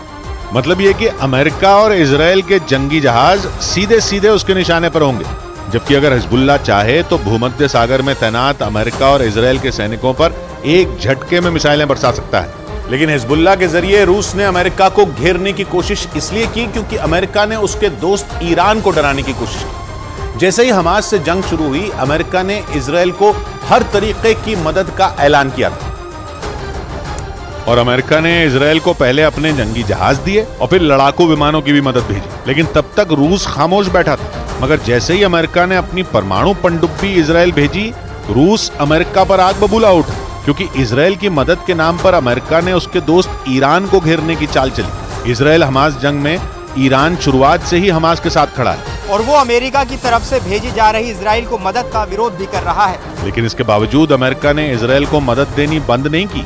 यही वजह रही कि रूस को अपने दोस्त ईरान के लिए खड़ा होना पड़ा और उसने ईरान के समर्थन वाले हिजबुल्लाह को एंटी शिप मिसाइलें भेजकर अमेरिका की परमाणु पनडुब्बी वाली धमकी का जवाब दिया। और यही वजह रही कि रूस और ईरान की दोस्ती लगातार मजबूत होती जा रही है। लेकिन इस दोस्ती की कीमत ईरान ने भी चुकाई। यूक्रेन जंग में ईरान ने रूस का पूरा साथ दिया और दोस्त रूस को हर तरीके की मदद भेजने की कोशिश की। ईरान पर आरोप लगे कि उसने रूस को अपने आत्मघाती ड्रोन शाहिद 136 दिए, जिनका इस्तेमाल पुतिन की सेना ने यूक्रेन के जवानों पर कहर ढाने के लिए किया। इस ड्रोन से रूस ने यूक्रेन में खूब तबाही मचाई। लेकिन जहां ईरान ने रूस को ड्रोन की मदद भेजी, वहीं अमेरिका ने भी यूक्रेन का साथ दिया और अपने लड़ाकू विमानों से लेकर कई घातक हथियार यूक्रेन भेजे, जिनके दम पर जेलेंस्की की सेना ने रूस पर जोरदार पलटवार किया। यही वजह रही कि जंग के बीच ईरान और रूस की दोस्ती और ज्यादा मजबूत हो गई, जबकि अमेरिका इन दोनों देशों का कट्टर दुश्मन बन गया। लेकिन यूक्रेन जंग के बीच जैसे ही अमेरिका ने ईरान के दुश्मन इजरायल का साथ दिया, रूस ने भी हिजबुल्लाह को हथियार देकर उसकी ताकत बढ़ा दी। और अमेरिका की यह मुसीबत रूस ने अकेले नहीं बढ़ाई। न्यूज एजेंसी रॉयटर्स के मुताबिक हिजबुल्लाह को रूस की एंटी शिप मिसाइलें सीरिया के जरिए पहुंचाएंगे। यानी सीरिया में बशर अल असद को सत्ता से हटाने की चाहत ने भी अमेरिका को गहरे जख्म दिए। न्यूज एजेंसी रॉयटर्स के मुताबिक रूस ने अपनी एंटी शिप मिसाइलें पहले सीरिया भेजी और बाद में सीरिया से वो मिसाइलें लेबनान के चरमपंथी संगठन हिजबुल्लाह तक पहुंचाएंगे। सीरिया में बशर अल असद को सत्ता से हटाने के लिए सालों से विद्रोही गुट लड़ रहे हैं, जिन्हें अमेरिका और उसके कई साथियों का समर्थन हासिल है। लेकिन इस लड़ाई में रूस बशर अल असद की सरकार के साथ खड़ा है और रूस ने वहां अपने सैनिक तक तैनात कर रखे हैं। इसी का फायदा रूस को मिला। खबर के मुताबिक रूस ने सीरिया के साथ अच्छे रिश्तों का फायदा उठाकर एंटी शिप मिसाइलें हिजबुल्लाह तक भेज दी, ताकि किसी भी सूरत में इजरायल की मदद करने वाले अमेरिका को गंभीर से गंभीर चोट पहुंचाई जा सके। और जैसे ही हिजबुल्लाह की ताकत बढ़ी, उसने तुरंत अमेरिका और इजरायल को सीधी धमकी दे डाली। हिजबुल्लाह ने साफ कह दिया कि पानी सिर के ऊपर से गुजर चुका है और अगर गाजा में हमले नहीं रुके तो अब अंजाम बहुत ही बुरे होंगे। यानी रूस की मिसाइलों से लैस होने के बाद हिजबुल्लाह ने भी इजराइल और अमेरिका से भिड़ने का मन बना लिया। हिजबुल्लाह ने इजराइल को एक बार फिर धमकी दी और बिना देर किए गाजा में हमले बंद करने को कह दिया। उसने आरोप लगाया कि गाजा में इजराइल बेकसूर लोगों पर भी बम बरसा रहा है और इसीलिए हिजबुल्लाह ने साफ कह दिया कि अगर इजराइल ने वहां हमले बंद नहीं किए तो ये जंग गाजा तक सीमित नहीं रहेगी, इसकी लपटें पूरे पश्चिम एशिया में फैल जाएंगी। हिजबुल्लाह अमेरिका के दोस्त इजराइल को धमकी ही नहीं दे रहा बल्कि रुक रुक कर उस पर हमले भी कर रहा है, लेकिन इसके बावजूद हिजबुल्लाह पर इजराइल की सेना बहुत ज्यादा आक्रामक नहीं हुई है, क्योंकि इजराइल भी हिजबुल्लाह के साथ जंग नहीं छेड़ना चाहता। हिजबुल्लाह के साथ पहले से ही ईरान।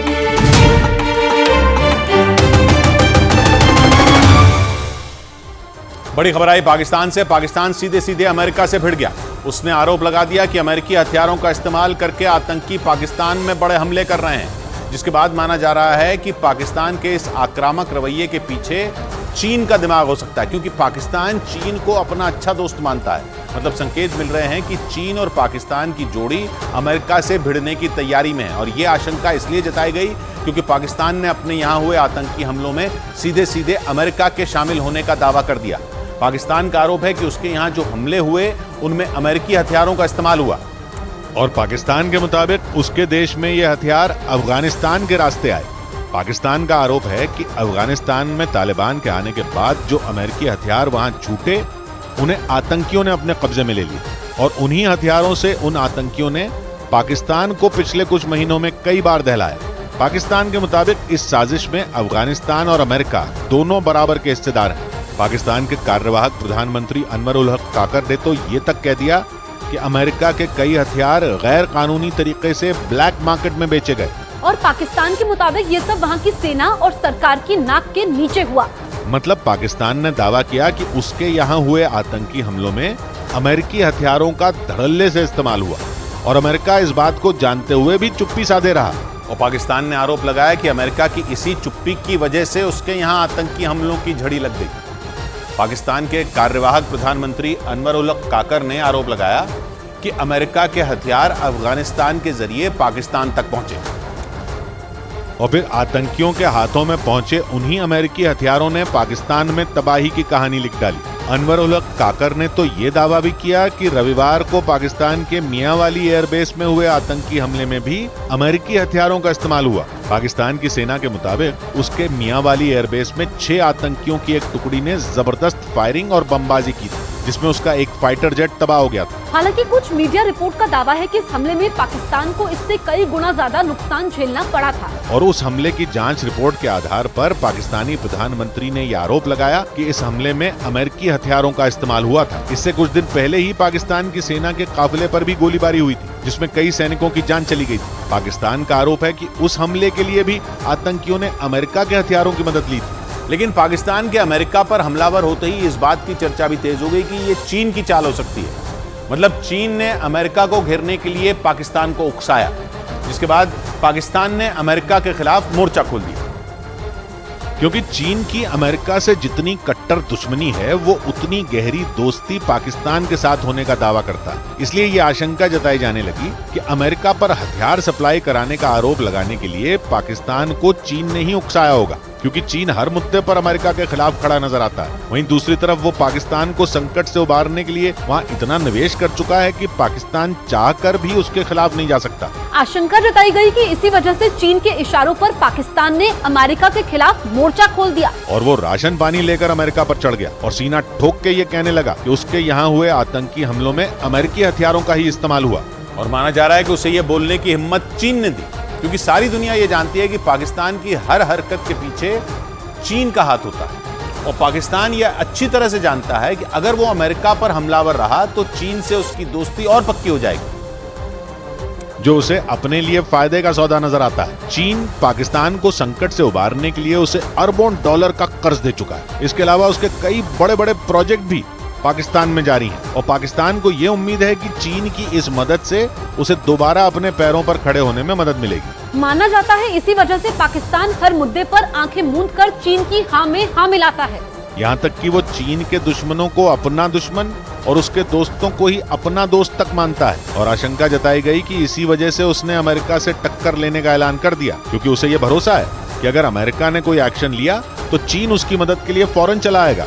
और ये बात पाकिस्तान में मौजूद आतंकी संगठन भी अच्छी तरह से जानते हैं, इसलिए वो चीन और पाकिस्तान के इस गठजोड़ को किसी भी कीमत पर तोड़ने में जुटे हुए हैं, जिसमें सबसे अहम है TTP यानी तहरीके तालिबान पाकिस्तान, जो पाकिस्तान के खैबर पख्तूनख्वा इलाके में तगड़ी पैठ बनाए हुए है। ये वो इलाका है जहां चीन के कई बड़े प्रोजेक्ट हैं, वो यहाँ अरबों का निवेश करके बैठा है। और TTP पाकिस्तान में मौजूद इन प्रोडक्ट्स को दहशत फैलाकर बंद कराना चाहता है, क्योंकि TTP उस इलाके में चीन का दखल नहीं चाहता, इसलिए वो आए दिन वहां हमले करता है और ये साबित करने की कोशिश करता है कि अगर चीन ने वहां अपने पैर पसारे तो पाकिस्तान की सेना भी उसे TTP के प्रकोप से नहीं बचा पाएगी, इसलिए वो आए दिन वहां हमले करता रहता है और ये साबित करने की कोशिश करता है कि अगर चीन ने वहां अपने पैर पसारे तो पाकिस्तान की सेना भी उसे TTP के प्रकोप से नहीं बचा पाएगी। कुछ महीने पहले तो TTP ने सीधे चीन को टारगेट करते हुए उसकी एक फैक्ट्री के 10 इंजीनियरों को मौत के घाट उतार दिया था। और माना जा रहा है कि पाकिस्तान को मोहरा बनाकर चीन अपने इसी मकसद को पूरा करना चाहता है,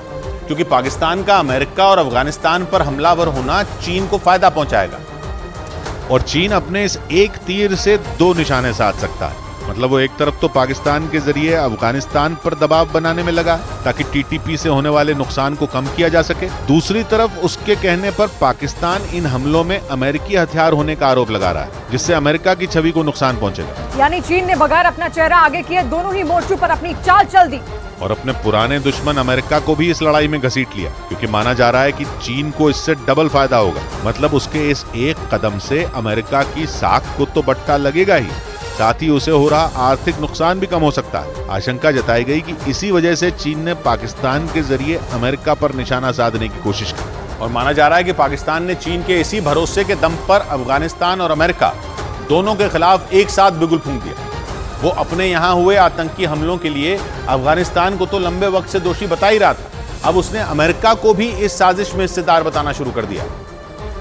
मतलब उसने सीधे सीधे ये आरोप लगाने शुरू कर दिए कि उसे दहलाने में अफगानिस्तान और अमेरिका दोनों ने आतंकियों की मदद की। पाकिस्तान आतंकी संगठन TTP यानी तहरीके तालिबान पाकिस्तान को अपना सबसे बड़ा दुश्मन मानता है। इस आतंकी संगठन ने कई साल से पाकिस्तान की नाक में दम कर रखा है और पाकिस्तान का आरोप है कि TTP को अफगानिस्तान में बैठे तालिबान ने खुली छूट दे रखी है और अब तो वो इस मामले में अमेरिका पर भी हमलावर हो गया। उसने आरोप लगाया कि TTP के लड़ाकों को अमेरिकी हथियारों की सप्लाई की जा रही है। पाकिस्तान के मुताबिक ये वही हथियार हैं जिन्हें अमेरिका के सैनिक अफगानिस्तान से लौटते वक्त वहीं छोड़ गए थे और पाकिस्तान ये मानता है कि इन हथियारों को तालिबान ने TTP के लड़ाकों को सौंप दिया।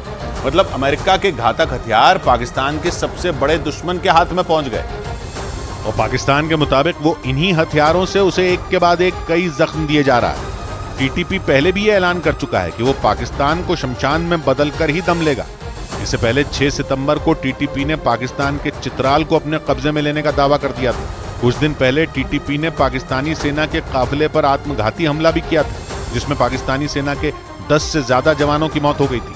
इसके अलावा TTP पर पाकिस्तान की कई मस्जिदों में आत्मघाती धमाके करने के आरोप भी लगे थे और TTP के लड़ाकों ने इन हमलों की जिम्मेदारी भी ली थी, क्योंकि TTP पहले भी ये साफ कर चुका है कि वो पाकिस्तानी सेना के खिलाफ जंग का बिगुल फूंक चुका है और वो किसी भी कीमत पर अपनी लड़ाई नहीं रोकने वाला। और TTP के इसी आक्रामक रवैये के लिए पाकिस्तान अफगानिस्तान की तालिबान सरकार को जिम्मेदार मानता है। पाकिस्तान के कार्यवाहक प्रधानमंत्री अनवर उल हक काकर तो ये तक कह चुके हैं कि तालिबान TTP को हमले के लिए उकसाता है। मतलब उनके मुताबिक पाकिस्तान को दहलाने की साजिश अफगानिस्तान में बैठकर रची जाती है और फिर उस साजिश को अंजाम देने के लिए अमेरिकी हथियारों का इस्तेमाल होता है। अनवर उल हक काकर ने आरोप लगाया कि 2021 में जब अफगानिस्तान में तालिबान ने सत्ता हासिल की, तब से पाकिस्तान में आतंकी हमले 60% तक बढ़ गए। इसके अलावा वहां आत्मघाती विस्फोटों में तो करीब 500% की बढ़ोतरी हो गई। मतलब पाकिस्तान का मानना है जब से तालिबान सत्ता में आया उस पर बारूद की बारिश रुकी ही नहीं, बल्कि साल दर साल ये और बढ़ती गई। इसके लिए पाकिस्तान खुले तौर पर कई मंचों से तालिबान को जिम्मेदार ठहरा चुका है। उसका आरोप है कि तालिबान ने TTP पर लगाम लगाने से साफ इनकार कर दिया था और अब तो वो अमेरिका पर भी इस मामले में हमलावर दिखा, क्योंकि उसका मानना है कि TTP के लड़ाकों ने अमेरिकी हथियारों के दम पर ही उसके देश में तबाही मचाई। लेकिन अमेरिका ने पाकिस्तान के इन आरोपों को सिरे से खारिज कर दिया। अमेरिका ने दो टूक कह दिया कि न तो उसने आतंकियों को कोई हथियार दिए और न ही उसने पाकिस्तान के खिलाफ कोई साजिश रची। और अमेरिका ने साफ कर दिया कि पाकिस्तान पर हुए आतंकी हमलों से उसका कोई लेना देना नहीं है। अमेरिका ने यह दावा भी किया कि उसके सैनिक अफगानिस्तान से लौटते वक्त हथियारों की कोई खेप वहां छोड़कर नहीं आए थे। इस मामले में अमेरिकी विदेश विभाग के प्रवक्ता वेदांत पटेल ने अमेरिका की तरफ से सफाई दी और यह भी साफ कर दिया कि अमेरिकी सेना का एक भी हथियार ब्लैक मार्केट में नहीं बिका। इस दौरान उन्होंने पाकिस्तान को आईना भी दिखा दिया और ये साफ कर दिया कि पाकिस्तान को दशकों से दी जा रही अमेरिकी मदद को नहीं भूलना चाहिए। उन्होंने याद दिलाया कि अमेरिका ने उस वक्त पाकिस्तान को हथियारों के साथ ही आर्थिक मदद की थी जब कोई उसके पक्ष में नहीं था। इस दौरान उन्होंने कड़े शब्दों में यह भी कह दिया कि पाकिस्तान के लगाए सभी आरोप बेबुनियाद और मनगढ़ंत हैं, जिन्हें पाकिस्तान को वापस लेना चाहिए। बड़ी खबर आई म्यांमार से। वहां के विद्रोही संगठनों ने चीन के खिलाफ मोर्चा खोल दिया। म्यांमार में इस वक्त वहां की सेना का शासन है, जिसे चीन का समर्थक माना जाता है। चीन म्यांमार की अर्थव्यवस्था में तेजी से पैर फैला रहा है और इसी बात पर वहां के विद्रोही संगठन भड़के हुए हैं। म्यांमार और चीन को जोड़ने वाले एक ट्रेड कॉरिडोर के बड़े हिस्से पर वहां के विद्रोहियों ने कब्जा कर लिया है और एक पुल को तोड़ दिया है। इसलिए चीन के सामने बड़ी मुसीबत खड़ी हो गई। म्यांमार में किया गया चीन का भारी भरकम निवेश तो खतरे में है ही, म्यांमार को कर्ज के जाल में फंसाने का उसका प्लान भी चौपट होता दिख रहा है। म्यांमार में विद्रोही लंबे वक्त से वहां की सेना के खिलाफ जंग लड़ रहे हैं, लेकिन अब उनके निशाने पर चीन है। चीन लंबे वक्त से म्यांमार की अर्थव्यवस्था को मुट्ठी में करने के प्लान पर काम कर रहा है। म्यांमार की सेना ही वहां सरकार चला रही है और चीन उसका समर्थक है। 2021 में म्यांमार में हुए तख्ता पलट के पीछे भी चीन की भूमिका मानी जाती है। उस वक्त वहां की चुनी हुई सरकार को हटाकर सेना ने देश की बागडोर अपने हाथ में ले ली थी।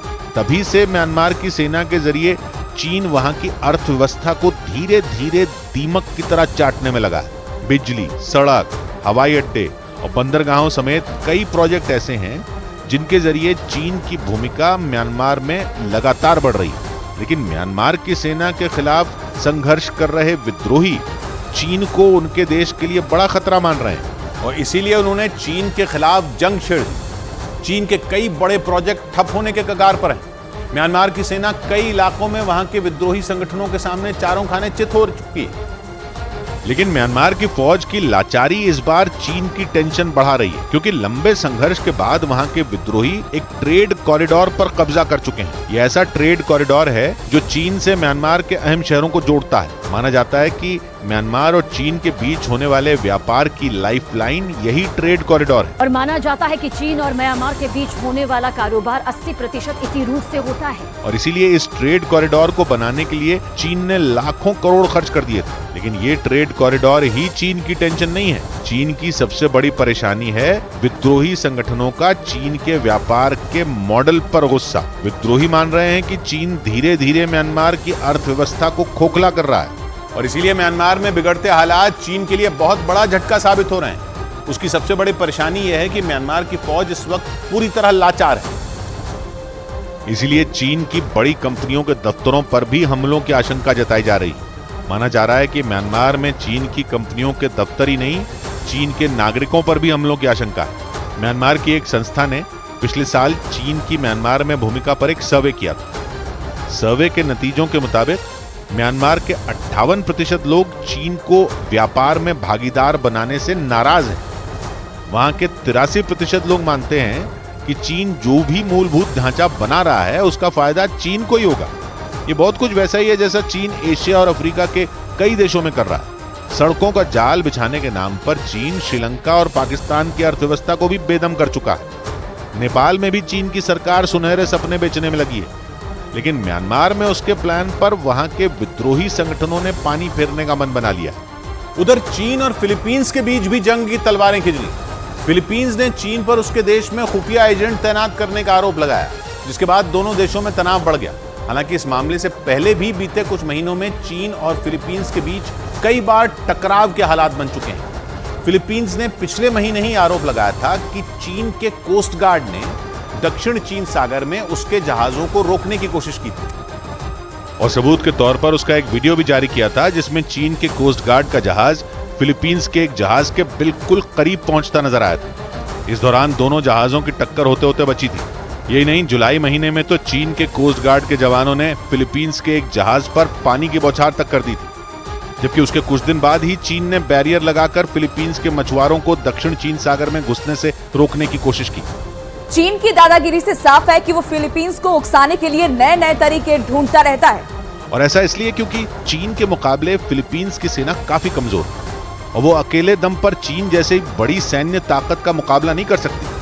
और यही वजह रही कि फिलीपींस ने अपनी सैन्य ताकत बढ़ानी शुरू कर दी। न्यूज एजेंसी रॉयटर्स के मुताबिक चीन से निपटने के लिए फिलीपींस नए सैन्य अड्डे बनाने की तैयारी में जुट गया, क्योंकि दोनों देशों के बीच जिस तरह टकराव बढ़ रहा है वो किसी भी वक्त जंग की शक्ल अख्तियार कर सकता है। इसलिए अब फिलीपींस ने भी ईंट का जवाब पत्थर से देने का मन बना लिया और वक्त रहते अपनी सेना को मजबूत करने में जुट गया। फिलीपींस के रक्षा सचिव के मुताबिक इसी कड़ी में जल्द ही नए सैन्य अड्डों को बनाने का काम शुरू कर दिया जाएगा। रॉयटर्स के मुताबिक फिलीपींस जो सैन्य अड्डे बनाएगा वो ऐसी सुविधाओं से लैस होंगे जिनका इस्तेमाल उसकी तीनों सेनाएं कर सकेंगी, ताकि चीन को फिलीपींस की सेनाएं जमीन, आसमान और समंदर में करारा जवाब दे सके, क्योंकि चीन पूरे दक्षिण चीन सागर को अपनी जागीर समझता है।